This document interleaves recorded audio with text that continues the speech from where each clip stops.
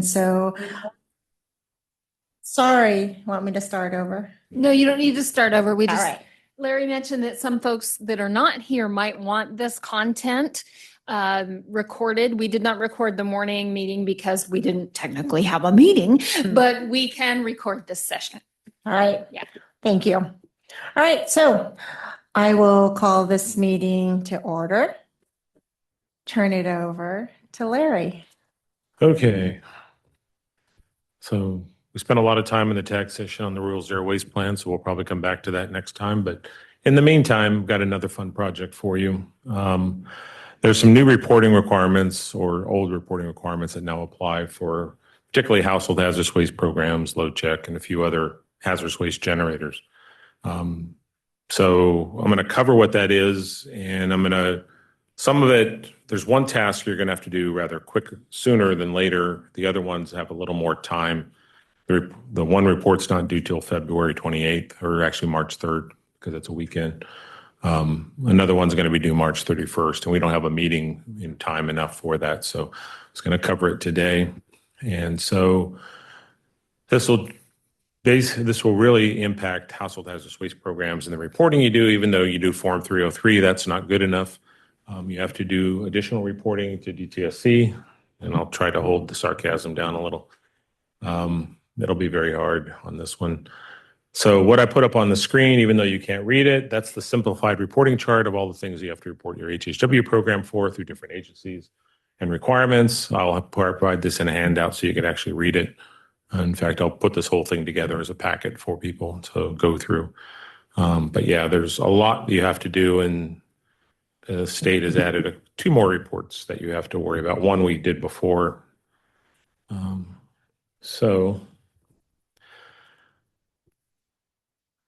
let me make sure I'm sharing the right screen.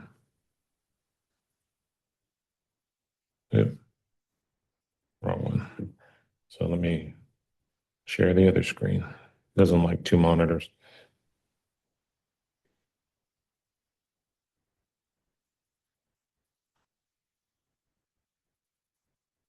Come on. There we go. Okay, so household hazardous waste is hazardous waste in California. There's a number of exemptions we have, especially fee exemptions, and I'll repeat that one many times. But nonetheless, even though there's fee exemptions from hazardous waste generation fees, there's still a requirement to file a report. We had to do that for the first time last year, and we covered some of that. Now there's additional reporting on top of that. And even though we're exempt from paying the fees, if you don't file the report, you're not exempt from the fines. And there are some pretty hefty fines coming for this. So you need to make sure you get it right. So the main one is what they call the eVQ, the Electronic Verification Questionnaire. And that's the one that Department of Toxic Substances Control, DTSC, has, that you report how much hazardous waste you generate. They're mostly interested in stuff that's on a hazardous waste manifest. They're not as interested in universal waste. But in order to fill that form out now, they're also requiring you file a report with the California Department of Tax Fee Administration, CDTFA. So you have to get an account number with them in order to file their report. So there's a number of steps that you're going to have to do in order to get this done. And the eVQ is due March 31st. So there's a number of things. And so it's a very, very tricky. I literally spent 2 days and an hour and a half on a phone with one of the people to try to figure out how to do just the registration fee.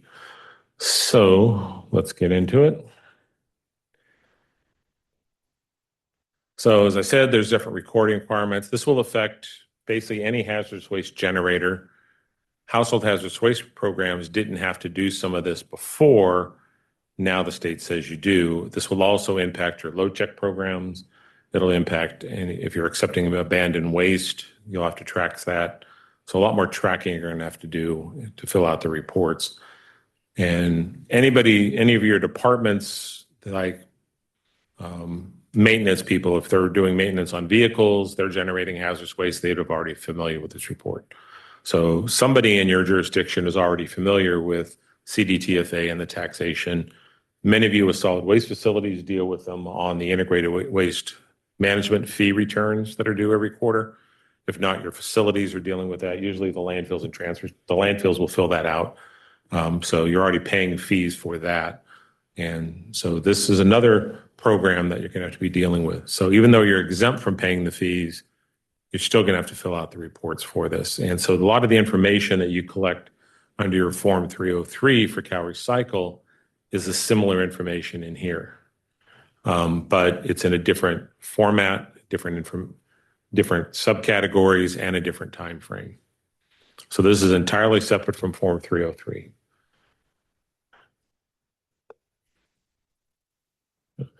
So just a few acronyms, because everything we do has acronyms. CDTFA, and I'll refer to them as the Tax and Fee Administration, DTSC, Department of Tax Control, HHW, everybody should know that. The bill of lading is what's used for shipping hazardous waste. Usually things like universal waste will go on that. Things like propane tanks will go on there, batteries, lamps, e-waste go on that. The manifest is the Uniform Hazardous Waste Manifest that the federal government has. So when they come out to take your household hazardous waste, you'll have a lot of paperwork to do. You'll have BOLs and you'll have manifests. They're all shipping documents, just have different rules on it. And then the eVQ, which is the verification questionnaire. And health and safety code is where a lot of the laws for this are in there. So you'll need to memorize all these acronyms or print it out for you, although it could waste paper. There's my little chart again. So just going to focus on the two things that are focus here is most the eVQ, but also the CDTFA form. So in order to fill out the forms, you're going to have to register for a CDTFA account. And that was the hour and a half phone call to do that. And so you have to get an account with them so you're in the system, so that then later you can fill out the actual report to them, where that's where any fees would get paid if they aren't fee exempt. And then you'll have the eVQ, which is the DTSC report that's going to be doing because they want to make sure that the correct amount of hazardous waste sent out is in there. So they've got a database that they maintain that also has information on your program, although it's not 100% complete. So one of the tricky parts here is the CDFA report is going to have to be for waste generated or handled in the calendar year 2024. And that report is due in 2026. The eVQ is for 2025 waste generated. So we're still in 2025. So to fill out that March report, you're going to have to get your data together on all the hazardous waste that you ship from your programs, or your vendors will, or your contractors. And in fact, I haven't forewarned them, but I'm going to tell everybody to reach out to your hazardous waste contractor and make them give you the data in the format you need to file it, or have them file the report on your behalf. And even though private company, I was actually able to get into the system to do that. So other people can do it on your behalf if you let them. So two different systems. CDFA has two requirements. One is get an account number. The other is file the report. So in order to file the CDFA report by the due date of February or March 2nd, you're going to have to get an account number first. And the account number can take up to 5 to 10 days to get after you've done the notification. So, Larry, this is Debbie. Is the account number by site or by entity, jurisdiction? So the account numbers, typically every entity has an account number. Even government agencies have an account number. If you're doing Right. diesel tax or anything like that, sales tax, you'd have an account number. You can have multiple account numbers. And if you want to use one of the other account numbers there, whoever's holding that account number and doing the eVQ report for like your maintenance shop, you would have to give them the data. They would have to go and do a report. They would have to make sure that they claim it as an exemption from the tax. Otherwise, you're going to have to pay taxes on it. So the neatest, cleanest thing, my recommendation is since HHW is fee exempt, and to not mess up the system, because you may not even be able to find who does that. So I ran into that already. Just create an entirely separate account number specifically just for your exempt waste with HHW. It's in your control. You're done. You won't have to mess with anybody else. I think that's neater and cleaner than trying to feed information to somebody that may not understand the fee exemption. Okay, thanks. Yeah. And many jurisdictions will have more than one account number for various reasons, which makes it very, very messy. But you need them for sales tax, you need them for tire fees, you need a waste, you need an account for various purposes. So every jurisdiction undoubtedly has an account CDTFA somewhere. Question is how much time you want to spend down tracking it and then trying to explain to them what you have to do. So I'm trying to make it as simple as possible, and one of my slogans is simple is hard. So by making your own account number, being neat and clean, it's all done. You're in control. It's done. Hey, Larry, it's Valerie. So is this different than where we pay our special tax and fee? Is it a different account number? Can it be the same account number Which special tax? for the landfill? So like I pay a special tax and fee every quarter on what we bring in, what we bury. Yeah, the BOE. Since you're doing that anyway, you could put it into there. I'm not sure what that would look like in the format, because when you go into your user account, it'll list the different reports you have to do. You're already doing that. So when you go into your account, you'll see that there's a fee one. It's not in there, only the BOE. Yeah, when I go into the account for the Landfill, that one's in there. landfill. So you'll see Yeah. that there's a report due on there, on that screen when you log in. Yeah, I just show up, you have a report due. Yeah, so this would add another report to that. So if you're doing your own reporting for something else, you could dovetail this account onto there. Okay. I'm just concerned that if there's other departments that have a number, trying to work with them and get them to understand how to do a fee exemption is going to be difficult. So if you're doing your own, you could probably add it into your own. Okay. That might make it easier, because that way your reports are in one place. All right. Yeah. I'll talk with my Yeah, but HHW. only landfills would have that unless you're doing a lot of tire hauling or something else.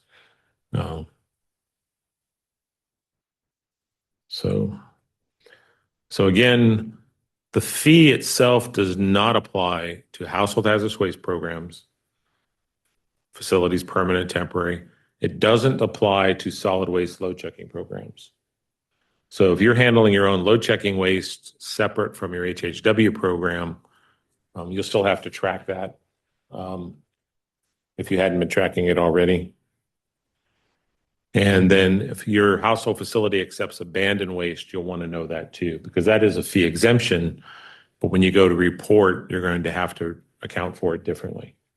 And one of the things I haven't finished yet that I will before the reporting comes is a little spreadsheet where you can just plug in the numbers in one place and it'll populate what the numbers are for the different reports. At least that's my hope.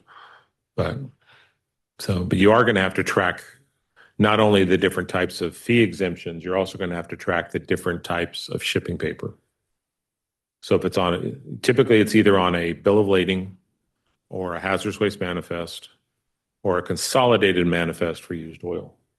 So you have to track numbers for each of those. Oh, wait. Sorry about that. And there's the health and safety code with the exemption. Many of you probably already got the form to report, and I put out a note to everybody, just tell them you're exempt from fees. I think I kind of riled DTSC because they called a meeting. I brought John in and we talked with them to explain why they want you to file this other report. So, oh, I can't see that. So who's got the question? Paul, probably? No. Yes.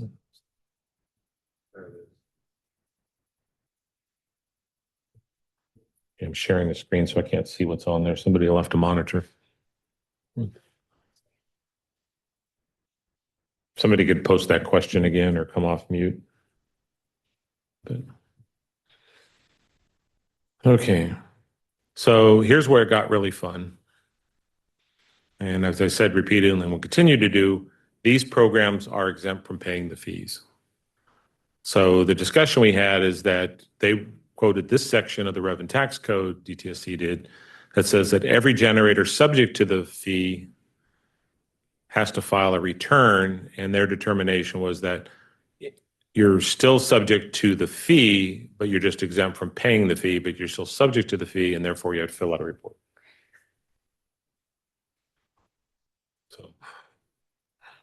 So based on that, you're going to have to fill out the report. So, because you're subject to a fee that you're exempt from paying. So the logic kind of escapes me, but. So the first step is going to be sooner rather than later, register for a CDTFA account number unless you have one like Valerie does for the landfill that you can adapt that's in your control.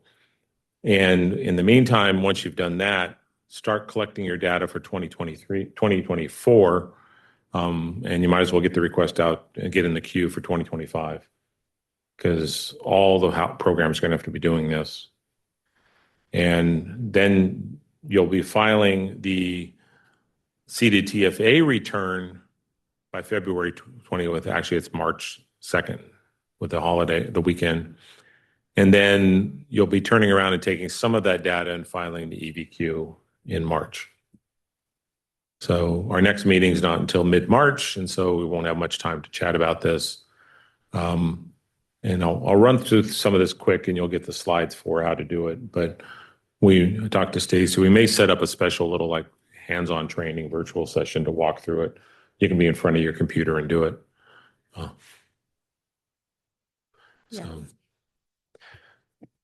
So now the first step, we'll register for the CDTFA. And thanks to Jeff Gardner from Amador and Paul Freund from Tehama, they were my guinea pigs to try to help me get through this because I didn't have access to it and didn't.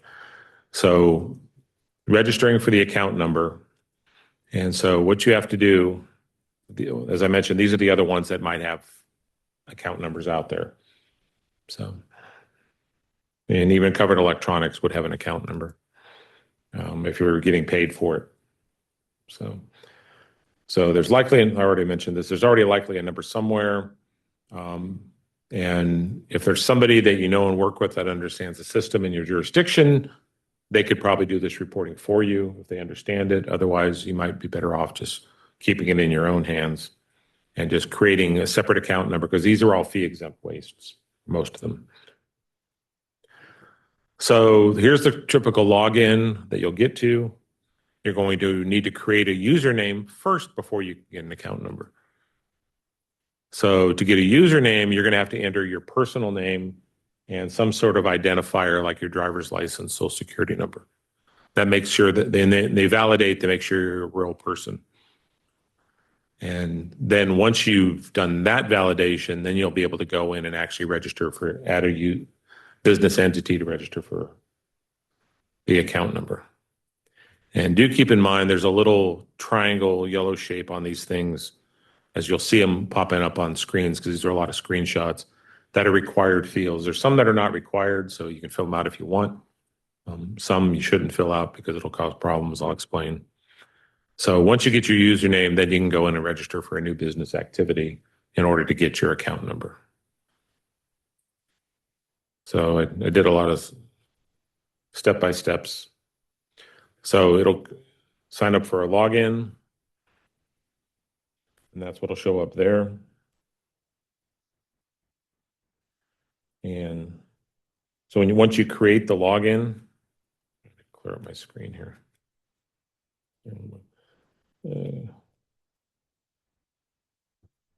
Larry, in the case of doing a BOE already, you would already have this information, already have a login. right? You just use your normal login and password. Right. So Okay. if you already got that and you want to add it to it, you can go straight to creating a business account.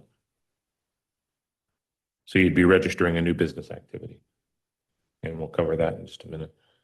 But I'll spend more time on the first part and then just give you a heads up of what's coming.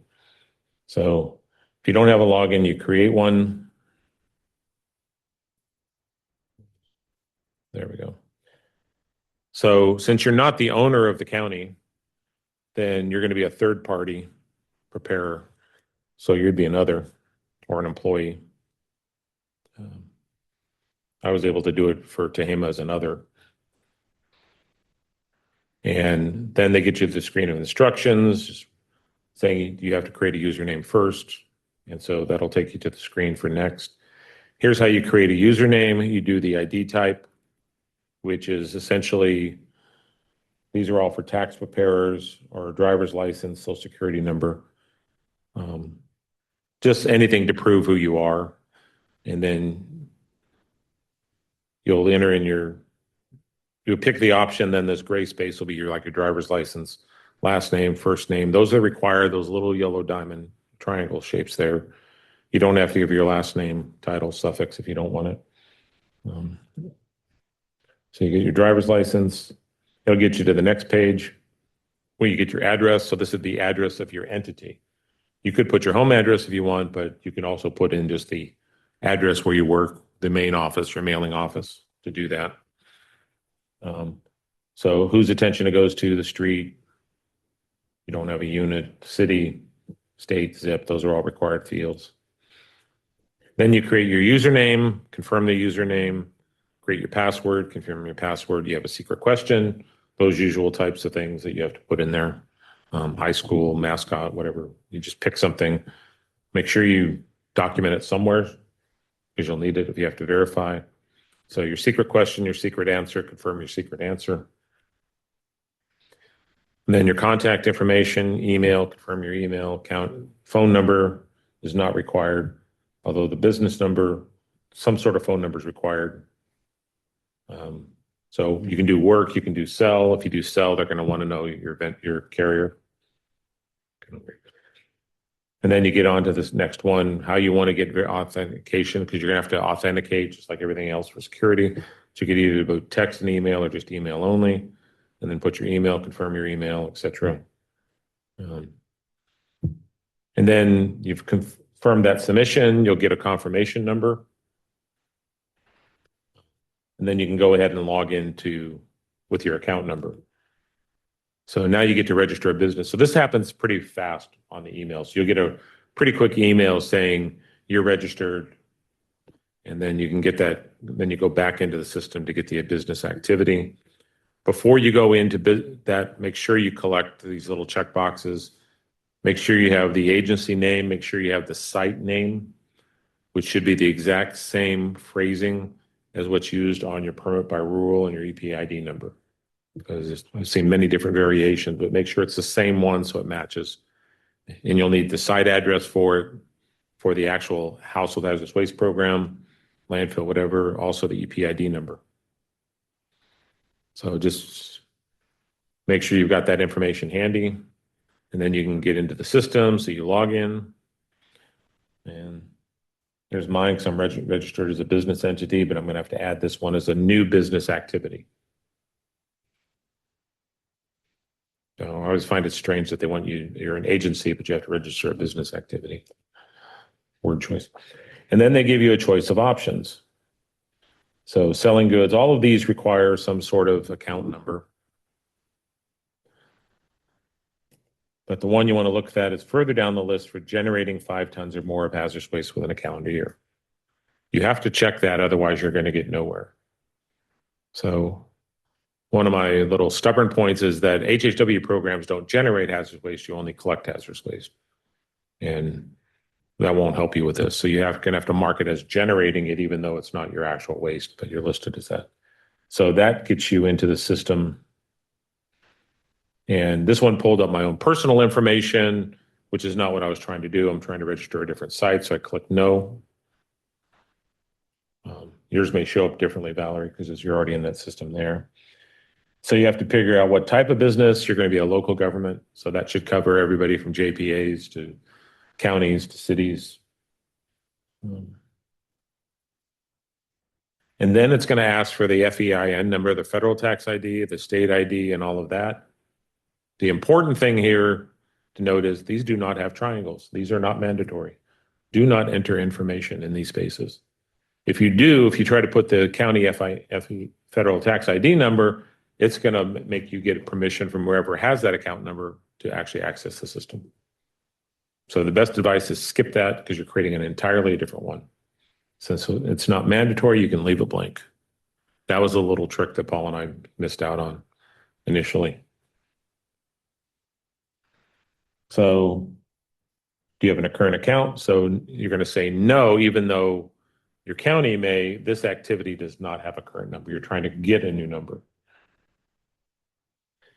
And then it's just a little reminder, are you verifying that you want to do the hazardous waste generation handling fee? Yes. Then it throws you into the local government information. You fill out the usual name, streets required. Actually, name's not required, but should have something in there. City, state, zip. And then you have to check verification. So once you enter the information, it's going to verify. Typically, it's going to give you another option. You've all seen that where you only enter your 5-digit zip code and it gives you 9. So go with the one that they verify it. And then that throws you into here, and I had to use Tehama's name on here, thanks to Paul's assistance. So you just fill in the phone numbers, the email address, and then you do for the taxpayer one, it's already pre-populated the grade fields.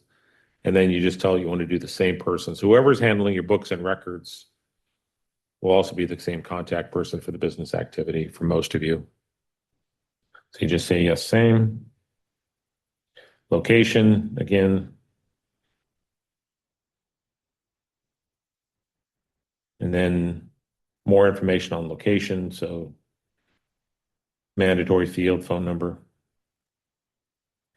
And then here, do you generate a location? You're going to have to say yes. And then, do you generate 5 tons or more?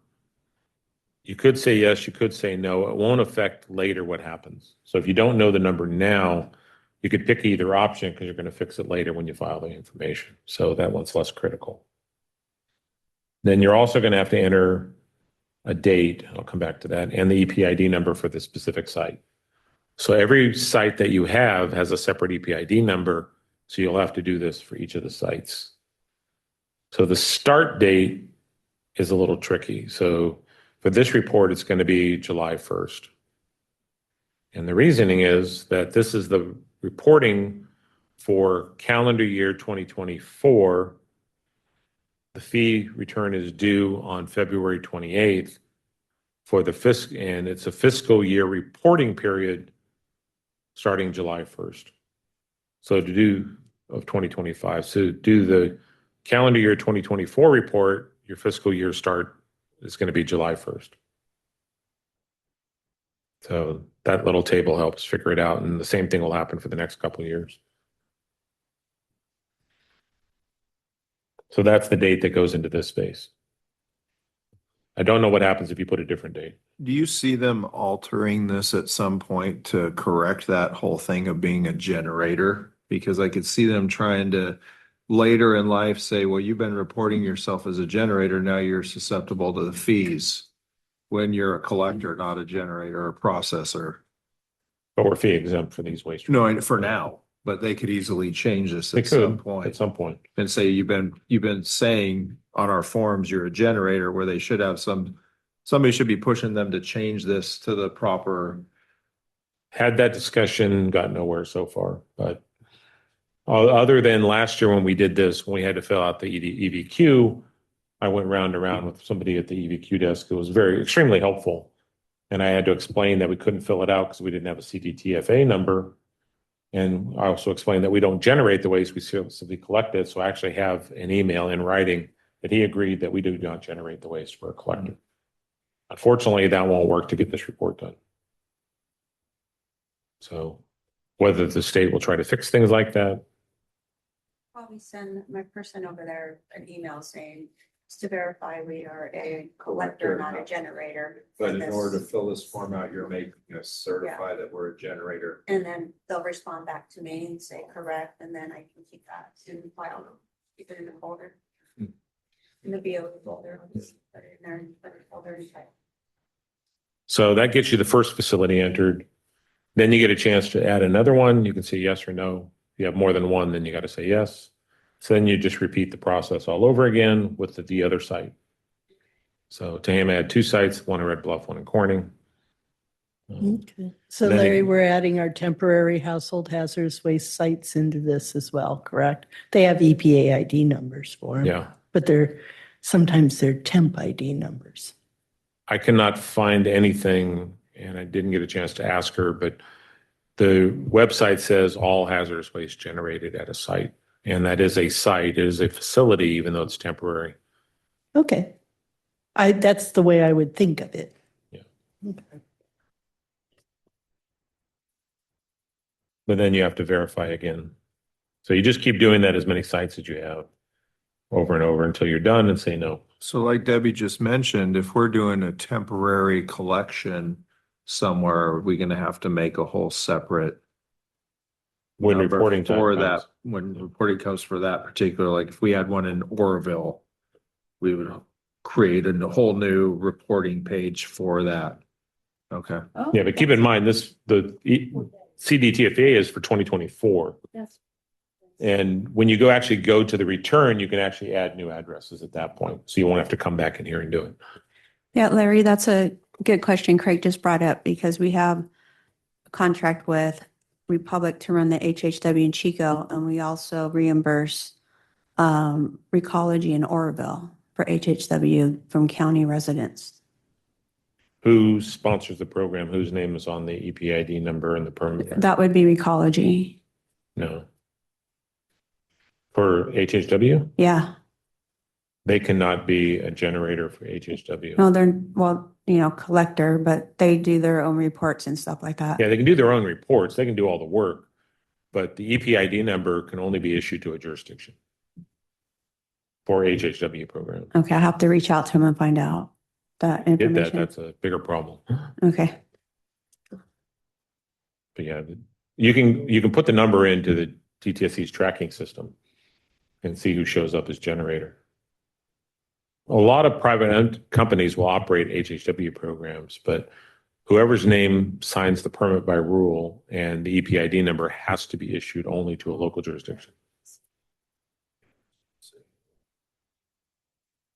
Oh, for the Oroville program? Yeah, that was a city of Oroville. I did that 1 year ago. Yeah, the city. Unless they changed it, but so then the city would have to be filing this also. Could we reach out to them and let them know, or? That would probably be a neighborly thing to do.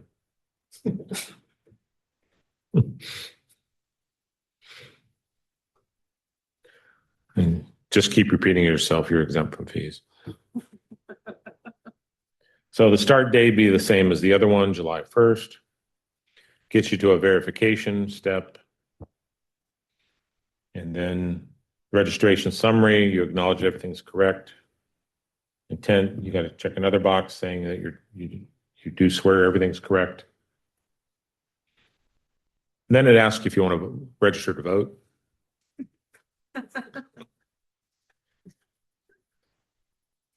No comment.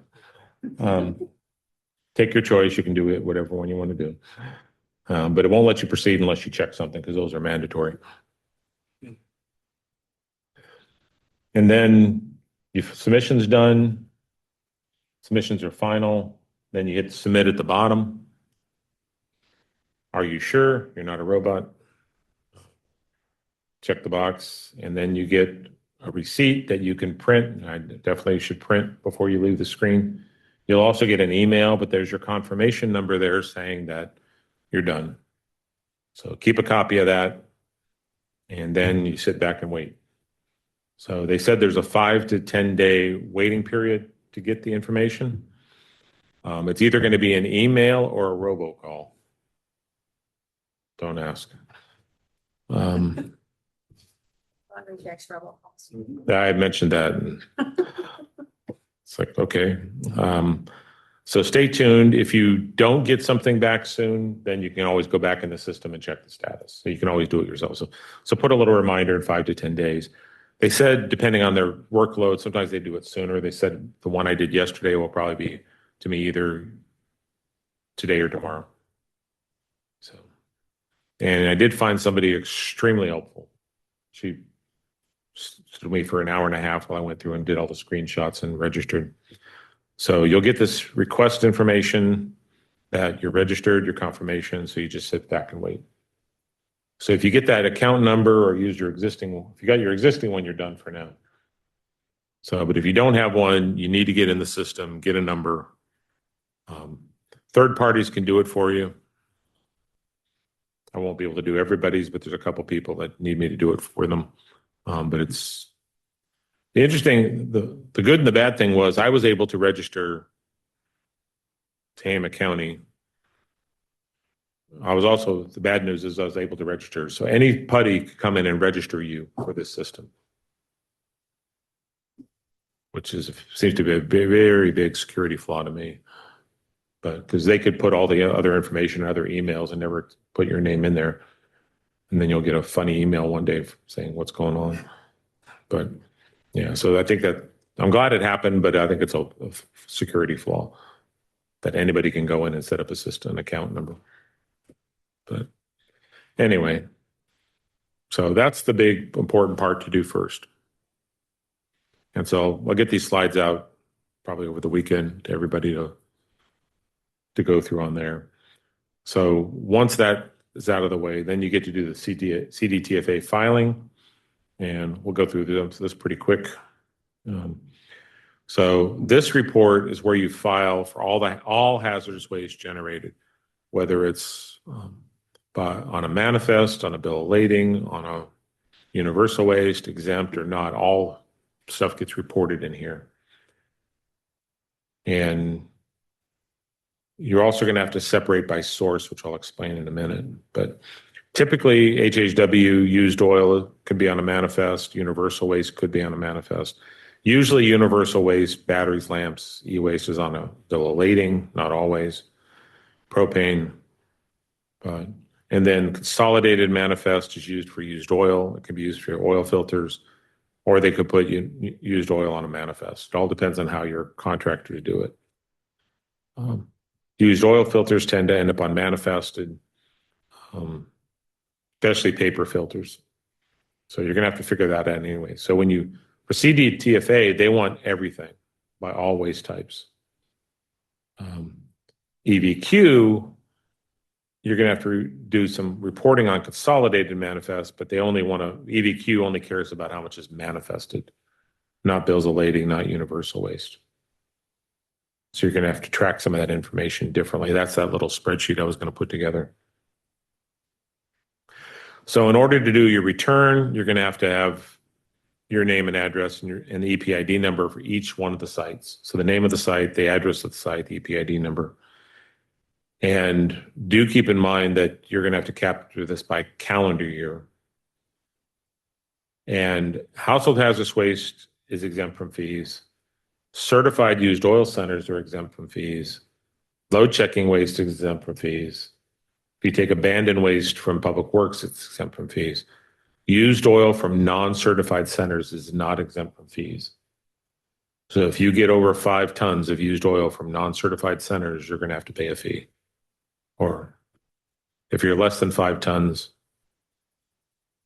So if we're running, we have non-certified oil tanks at locations like an airport or something, and we pump them and we manage that under like the OPP, the Oil Pollution Payment Program. They're not exempt.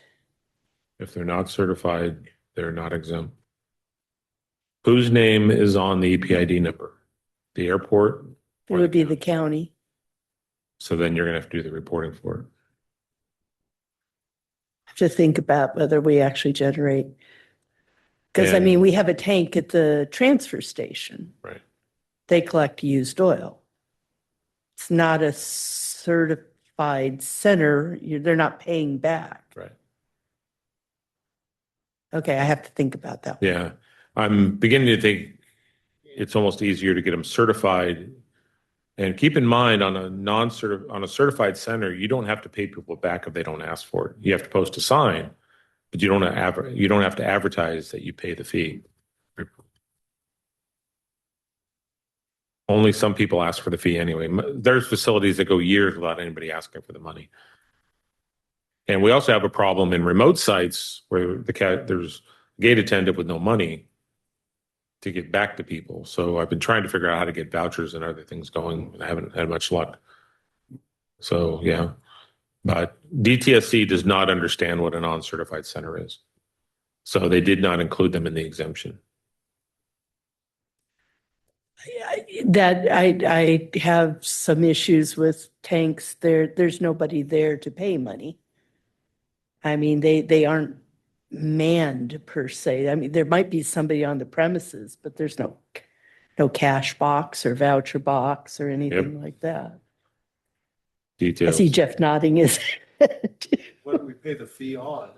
What's it based on? When you buy oil in the store, you pay 40 cents a gallon. Yeah. You're supposed to give that people the money back if they're certified. So I understand, but if we're a non-certified center, we just take oil. Yeah, then you don't pay It's not anybody money. illegal dump. No, We don't. which pay- is the advantage of a We non-certified. don't pay a fee on that. Right, and you don't have to advertise it. You don't have to do a lot Oh, of okay, things. I thought you said we had to pay a tax on a non-certified. But if you're non-certified center, they're not exempt from fees. They will have to pay a fee if you're over 5 tons. We don't take from the general public, it's egg oil. Still Doesn't matter. not a certified center oil tank, you will still qualify as fee based if you're over the 5 tons at that site in a year. That's what I mean, we're gonna be charged a fee for a free program we offer. So at 4.09 tons, the tank's closed for the year. How much, do you know what the fee is? Yeah, I'll get to that. Oh, okay. I was going to say the other thing I was thinking is, can I use my payment program money to pay the darn fee back to the state? Yeah. We run into that before. Okay. We also paid Coupa inspection fees before. Unless something's changed in the last 5 years with Cal Recycle, which is another problem with it. So you're using one pot of money from the state to pay another So state. this might cause more people to shut down their programs. Yeah. More illegal dumped oil that we get to pay Sorry, more shut down fees on usage because it's fees. not certified. This is ridiculous. Oh, boy, I bet Lamont would love that. Stop collecting at 4.9 tons.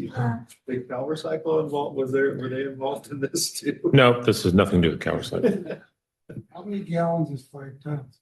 Yeah, Oh, I got a math in here. I calculated it we out. might not even do 5 tons of it, so I we'll bet we see. do. Yeah, check your shipment records. Yeah, I could jump to that, but then I'll lose my place. Yeah, so I'll get to. Slider than ice. So now you got all your data, you know which ones are household, which is certified, non-certified, load check. By type, how many tons of each. And keep in mind, Form 303 is pounds, so you got to convert everything to tons.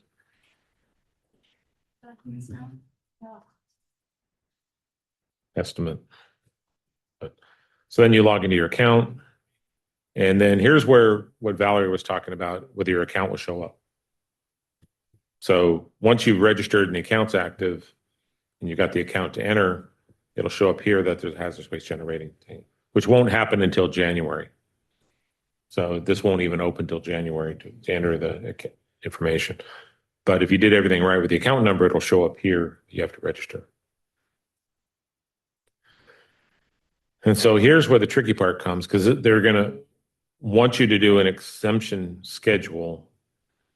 So government cleanups, when you have to do a cleanup, that's like load check waste and thing, not load check, but like abandoned waste, or if a county department's out there cleaning up an abandoned site, that would be a government cleanup.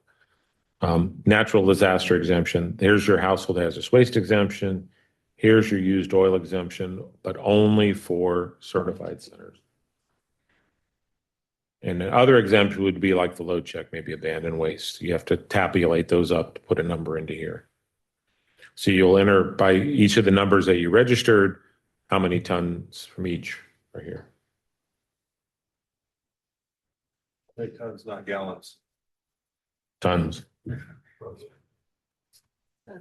There are conversion factors. Yeah. But Form 303, you're getting pounds, so that's an easier conversion. For some of us, anyway. You can get them a calculator for Christmas. Didn't realize oil comes in gallons Mhm. or pints. Quarts. So that's where you'll claim the exemption. That's why you have to know how much used oil versus hazardous waste versus other versus load check. He's gonna love this one. And then there's actually a very nice video that I didn't try to capture that shows you how to fill out the form. So it walks you through step by step. It's an 8-minute video, but I won't go through the whole thing. I'll just sort of skip it a little bit. I'll see if it comes up. Bill.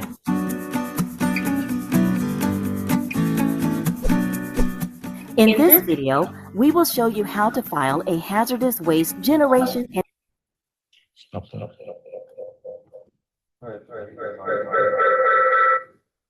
There. and handling fee return. We protect all the confidential. Watch our tutorials online. Unless anybody wants to watch the whole thing, Online just- services login page file. you get to the In our login. example, we will file for the fiscal year. You're off.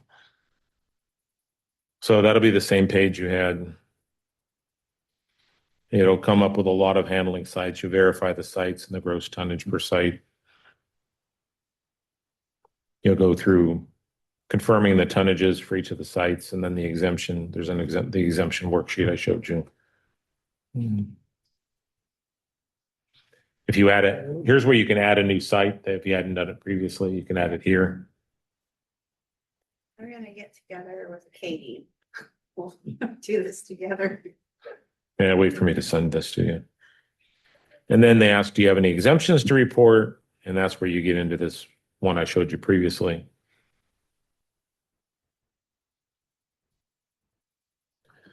And then it tells you what's your prepayment. So if you owe a fee, there's a prepayment you have to pay evenly over 2 periods of time. I'll show you that in a bit. But then they calculate the fee for you. And then your information, then you submit and you're done. So that'll get you filed for it. So if there's less than 5 tons per year, it's a 0 fee. If it's 5 or more tons at that site, it's $62 per ton or fraction rounded up. So they solved the penny problem So it's 5 tons per site. per site. That gets me down to probably one state. And so you're going to want to know this sooner at some point where you can, once they open in January, because the prepayment for any fees was $1130.25 for the first one. Then the final payment is going to be due on actually March 2nd this year, next year. So here's what the penalties are for being late. So the sooner you get it done, if you think you're going to be paying fees for oil or other things, then you want to make sure you know it sooner rather than later, because the pays, it can go up to 100% penalty.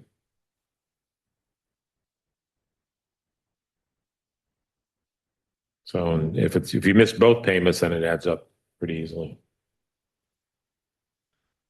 Yeah, and late filing could be as much as even a minute late. So you won't have to worry about that. We're recording this and we'll have the sheets to go through and that little video can walk through it. And if we need to, if there's enough interest, we could set up a little Zoom thing. I mean, January, February. So eVQs due March 31st. It'll open in January. So might be want to get a good start on it. And this will be for manifested waste for calendar year 2025, but they want to know other things. Oh, so Greg missed it. $62.24 a ton. So again, we got the fee exemptions. Form 303 is fiscal year, eVQ is calendar year. One of the things John and I were talking about is maybe, and wanted to see what you folks thought. I mean, there's a lot of work that goes into the reports, but having different years are going to be complicated. So if we switch Form 303, which is the easiest thing, to calendar year and have it due at the same time as this, you'll have all the data done in one place that you could use to fill out 2 reports rather than trying to shuffle overlap reporting periods, calendar year versus fiscal. Would that be easier filing 2 different reports with the same time frame than different time frame? It's also good we have this group because most of us would have never heard of this reporting had it not been for the E ESJPA. One of our members once told me to stop looking for these things.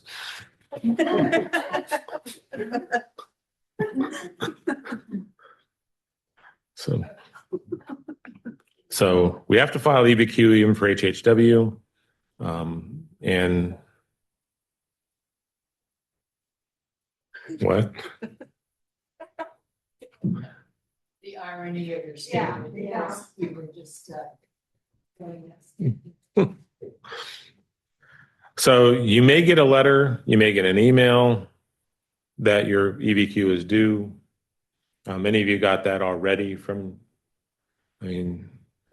the day that came out, within 2 days, I got literally 10 emails and calls from people asking what's going on. So it'll have your EPID number and the username to get in there. If you didn't, then you can attempt to register anyway. And I'll run through this one because we did it before and you won't have to worry about it just yet. But you'll have to log into the eVQ system and then submit the information in the forms. You're going to have to collect a whole bunch of information again.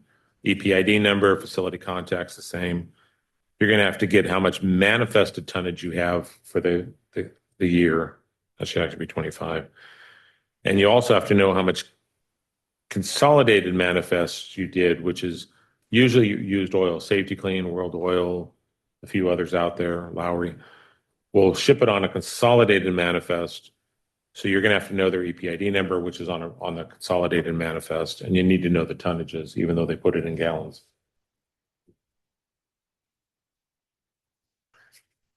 What? Okay, so for OPP, we do a report when we have the grant and we fill in what we brought in and send it to them. Yeah. And then on the 303, also we do that. You don't, if you do OPP, you don't report it in Form 303. Oh, no, on the OPP. And then, but it's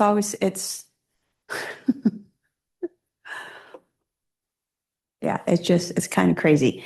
Yeah. So now we have to do a consolidated manifest. So I need to take all the manifests I used in the OPP and consolidate that with the manifests that our HHW has. Manifest or consolidate? You need Well, it both. says manifest tonnage, so I need to I need to consolidate those manifests. Because Yeah. they use a different vendor for their oil than what we use. Right. So you're going to have to get the numbers from the oil vendor, unless you can get the oil vendor to give you a report. Okay. I've done that with World Oil before. They gave me a report for the year Mhm. for OPP reporting. Okay. So, but they'll tell me what types of material and things, and then I just pick which ones are certified and non. So you need to know how much waste was on a manifest, how much was on consolidated manifests. And you don't need BOEs for this, but you do need to distinguish between certified and non-certified center oil. Then treated wood waste is another report to fill out. So DTSC doesn't care about the universal waste or bill of lading. Now we do treated wood waste also. You're already doing a treated wood waste report, right? No. No. We're just. You're underneath the tonnage, 10,000 tons. Yeah. Yeah. Right. Yeah, so you wouldn't do it there. Don't know if you have to do it on this part anyway. Well, EVQ wouldn't care. I have to look into the treated wood waste. Collected. Yeah, I think it says collected over the amount. There's a separate page for the treated wood, which I didn't spend much time on. I'll have to figure that one out and get back. So DTSC has their own tracking system. I don't know whose number that is. But you could look up a number in there, different place, and it'll tell you by viewing the profile how much hazardous waste was generated for calendar year. And that's manifested hazardous waste. This is what the state DTSC has in their files of how much was generated in that calendar year from the reports that they get. In reality, a number of sites have found that that information is incorrect. And if it's over 15% difference than in reality, then that's going to be a problem in the reporting system. You could get dinged for that. So you can't rely on this tonnage unless you're really desperate. So you're going to have to go back to your contractors to make sure that they give you the actual information. And this number is pulled from the federal EPA RCRA info information, which I've also found is not accurate. But keep in mind, you get to sign this report that everything's true and accurate, or else. To the best of my knowledge, yes. We'll go with that. So that'll at least give you a start. You probably should look it up for each of the numbers anyway. Also on that sheet, it tells you whether they filed the eVQ or not. Yeah. Yeah. That's one I did.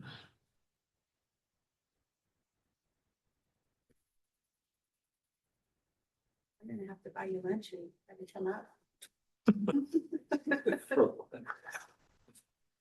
Maybe breakfast too. Yeah, so you'll go through the tracking system, and this is something that'll be laid out. It's pretty laid out in detail because this is the same as last year's. So it'll have your information. You go. That's what I just did. Read the profile. Told me how much tonnage is in there. That's what a consolidated manifests look like. And it's primarily for used oil, maybe antifreeze. You just have to know how many gallons and the transporter ID number, which will be on that consolidated manifest here or somewhere in those long ones. There we go. There's your conversions.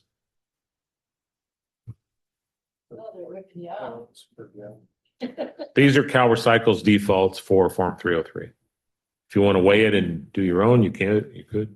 No, I won't, but just from oil field experience, crude oil is 7.2 gallons or 7.2 pounds a gallon. Motor oil is usually considered at 7. 7.5 is like you're getting up in the olive oil range. So, but not going to fight it, but that just makes it that much harder to. Depends. You may want to come up with your own conversion if you're over 5 tons. You might want to redo. I mean, my main flow control transfer station is going to be over 5 tons a year. It's a 500-gallon tank. It gets pumped every month. Yeah, if you're close, then you may want to redo the math, weigh it. Anyway, Okay. but that's the default that they use for Form 303, so you can be consistent. Yeah. You're figuring out yours now? What? Actually, 4 tons would be Yeah. 1,000 gallons. And I said all that, so. Yeah, so I calculated it out to 1,333 gallons per year. You can feel free to check my math. But if your tank takes more than 1,333 gallons a year, then you're over 5 tons. Sorry. Just make 2 facilities next to each other with different tanks. Oh, it's each tank? No, it's each site. Oh, side. Make 2 sites. Also, do we label each tank a different site? But then you have to do different numbers and everything. Anyway, never mind. Fee. Well, we have 2 tanks at our site There's the one going in Ridley, which. So if you don't submit the EVQ, even for HHW programs that are fee exempt, they can deactivate your numbers.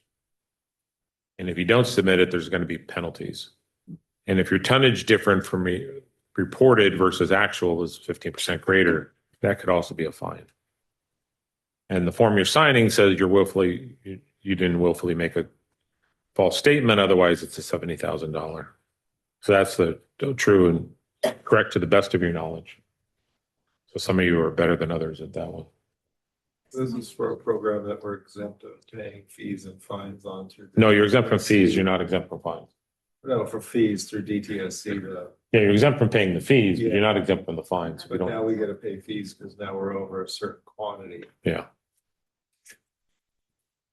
Except from this one, but we're not exempt from that. Yeah. You'll get to figure it out on the ride home.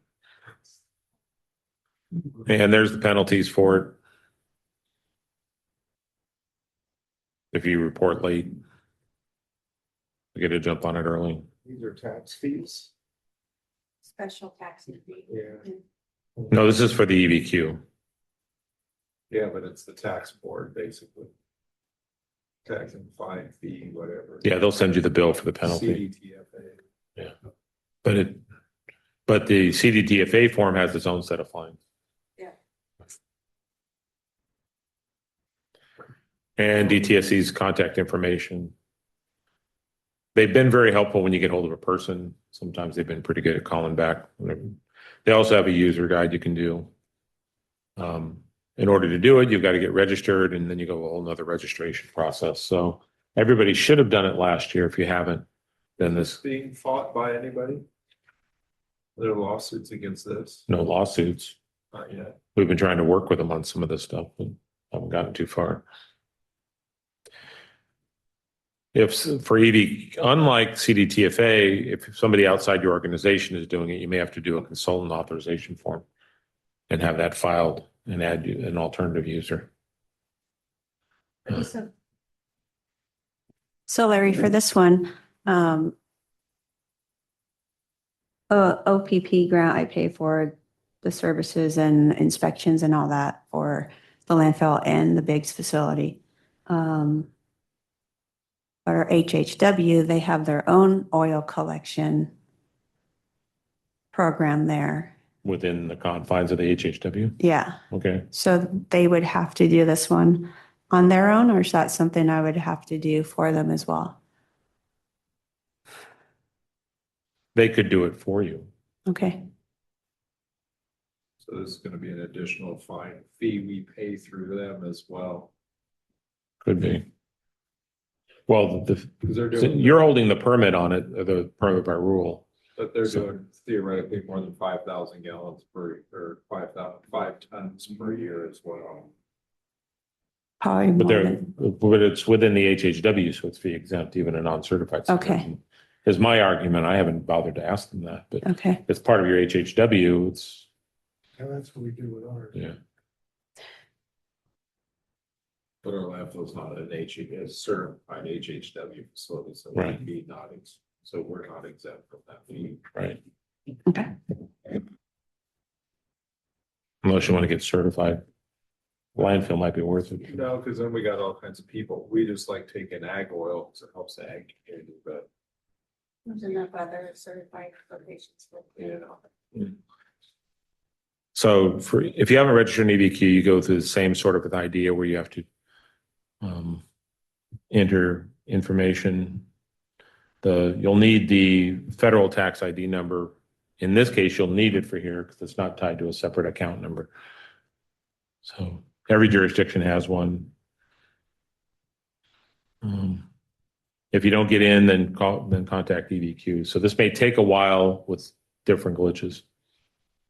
And then and you'll be able to read this when you get it. So then you get in, create your account successfully. And then once you've done that, it's a pretty quick turnaround. You can go right into creating the actual electronic verification questionnaire. Don't submit anything until you make sure it's actually correct. And then there's a whole series of steps you go through, and you have to go through each one of these unless some of them will get exempt. So this is very similar to before. Preliminary questions you go through. Whether you have multiple numbers, yes or no. Does a certified facility have to be open to everybody? Or can it be specific to ag? You can make it specific. I don't think there's any prohibition I've seen. Maybe we do. Yeah. So you'll just go through the form to fill out how many numbers you have. You're not going to be a household generating asbestos business, multiple number. You just go through that whole step by step, and it's already pretty well laid out in here. Then we get to that same generation question. Previously, a lot of people put no, but I think to match the record, you're going to have to say yes. Otherwise, it's going to be an inconsistent thing with the other form you already filed. And then the generating 5 tons. Here's where you go into the consolidated manifests. And if no, you can skip it to the next section. If it's yes, then you have to go through and enter in the information for the transporter.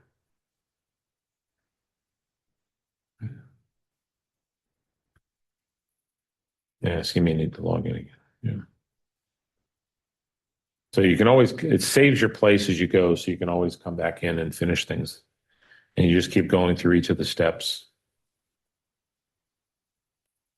Contact information, confirm, operator type. Usually it's going to be county, could be a JPA, which could be another. And this is the discussion we had with Orville about the government agency sponsor. So all HHWs are going to be government agencies. You'll need your NAICS number. Typically, there's nothing specific to HHW programs. So I've used that number before, which is Administration, Air, Water, Solid Waste Management Programs. Seems the closest thing I could find.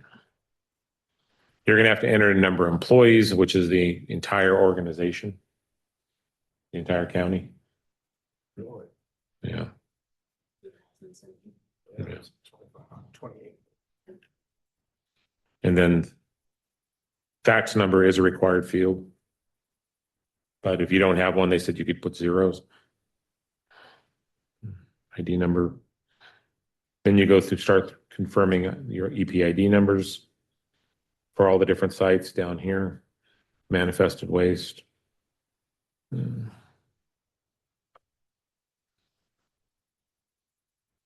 So if you need to, you can add new manifests in here. So if you're missing manifests, it's going to be a lot of work to go through and put each manifest in here, because these are ones that are missing from DTSC's system.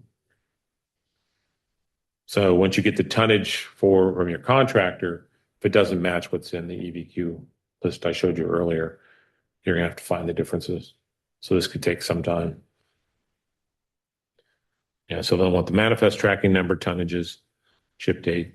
You might be able to get the contractor to provide that information. Just give you a list of all the manifests and the total tonnages.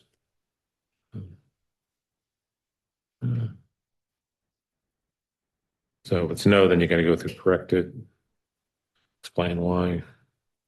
Yeah. Here's where the CDF, I got to fix that slide. So if this is where you'd put your CDTFA number in it, and then you go on.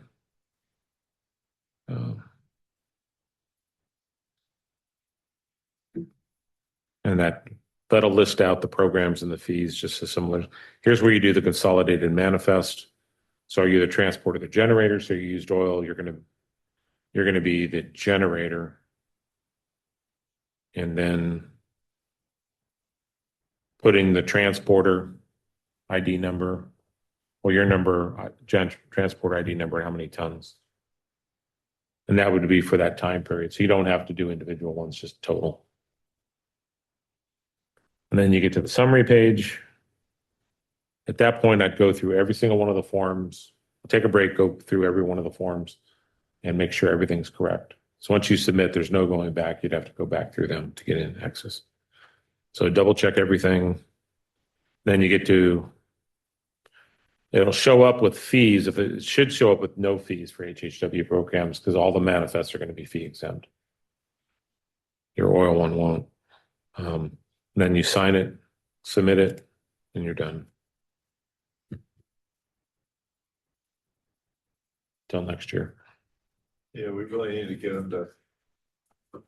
We really need to get them to add a collector in there and change that from generator, because we're not generating it. Yeah, it's going to be a big fight. I've had Koopas and others on both sides of the argument. But yeah, it's just, so just keep in mind your How do fee. they argue us as a generator versus a collector when we're not the ones going and buying it to be using it? That That's a they only think generator. in terms of generators. That's it. They're a Yeah. generator or nothing, Well, your name's or on the manifest. producer. Butte County's name is on the manifest. Yeah, but I'm just thinking like, if we shut the program down, then we're not a generator anymore. Somebody else is still generating it. We have reminded them from time to time, we're doing this as a public service. We're not making money for these programs. So it's like, why are you making it so hard? Oops, that's recorded. Is it still considered generating if we call it all illegally dumped oil? Your name would be on the manifest when it gets shipped. Still a generator? Yeah. Yeah. Technically it's sound, but in reality, they won't go with it. They haven't been willing to buy off on that. So that's the short version. Like I said, I'll clean these up and get them out. So you can start at least registering for account numbers. I'd recommend that hopefully before the year ends to get the account number. With holidays and things, it could slow things down. And then we'll work on this, and if need be, we could set up a session to walk through it.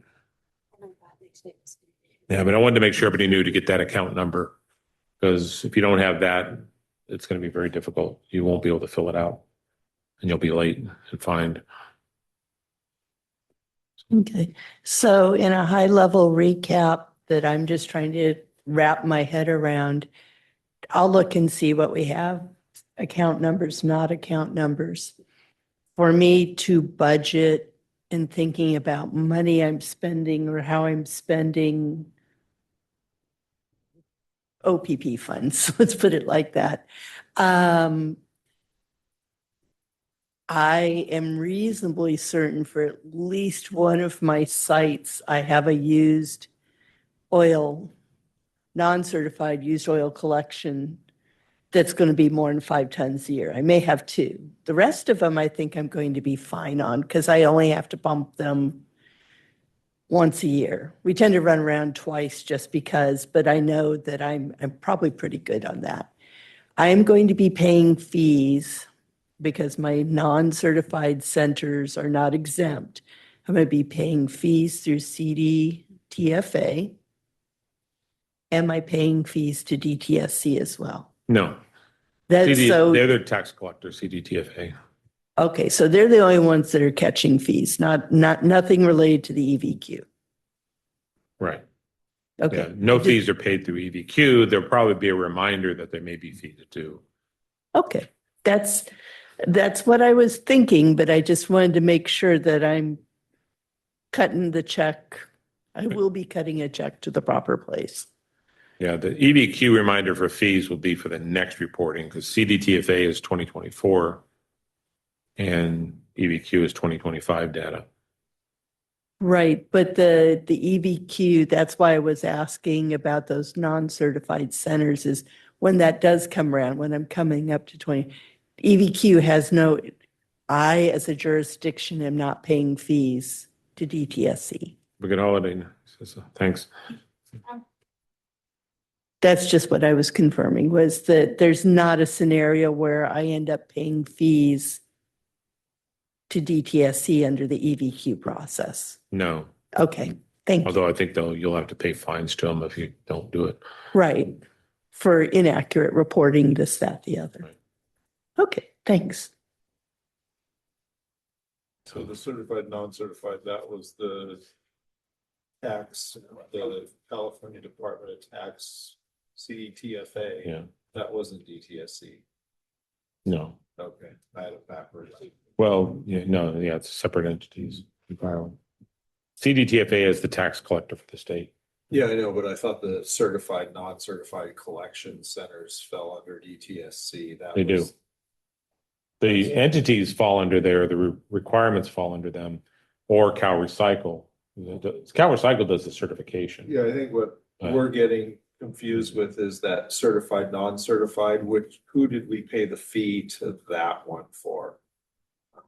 Wasn't that the DTSC determined that if we're collecting oil and we're non-certified and we're over 5 tons, we pay a fee that's 62 a ton. Yeah, DTSC is the one that said if you're non-certified, you have to pay the fee. Yeah, correct. So you. Cal Recycle you go to Cal Recycle to say whether you want this center to be certified or not. Yeah, so you'd be paying the fee to see.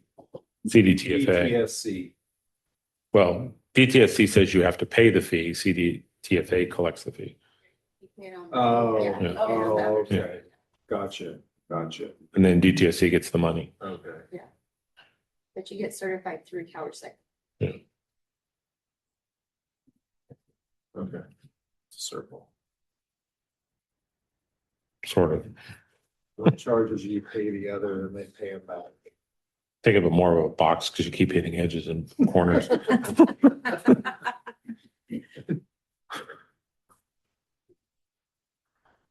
So I don't know if Paul's still there, but thank you very much for the help you went through this. And Jeff too.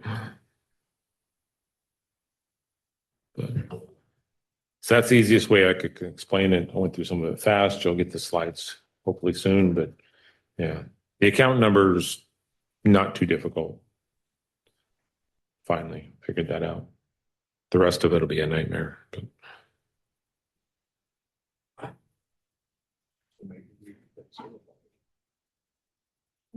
Yeah, I've toyed with that idea because there is ability to give them people something other than money. When I approached Cal Recycle about why don't I give them a free oil jug, they said no, that won't work. You could give them a voucher of some sort. Some places, I don't know if it still works, whether they gave them a voucher to an auto store to go buy something. A voucher to bring in their next 30 gallons of oil. Yes. And that may be something that may be a Cal Recycle presentation. That's why For the meeting. In Orville decertified their tank because they realized that some people are asking them for their 40 cents and Yeah. they didn't have, they're a shop, they don't have Yeah. cash. So they said, we don't have cash. And you can't use OPP funds to pay that. Yeah, and they decided to decertify. So, and then just use it for their shop. Yeah, but years ago, we actually made sure that you didn't have to advertise that you can get your money back. But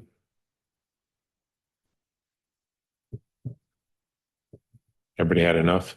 Yeah, thank you. Closing on it all. Except Except the I'm gonna HHW. spray all my wood. We always transfer one of the tanks over to them. And sorry to throw a lot at you before a holiday, but it's It wouldn't be definitely, the holidays if we didn't get one. yeah, it's amazing how many regulatory things pop up in the holiday time or after 5 on Fridays. So that was it. That was enough. So I'll clean this up, get it out. Thank you. You'll have a how-to guide.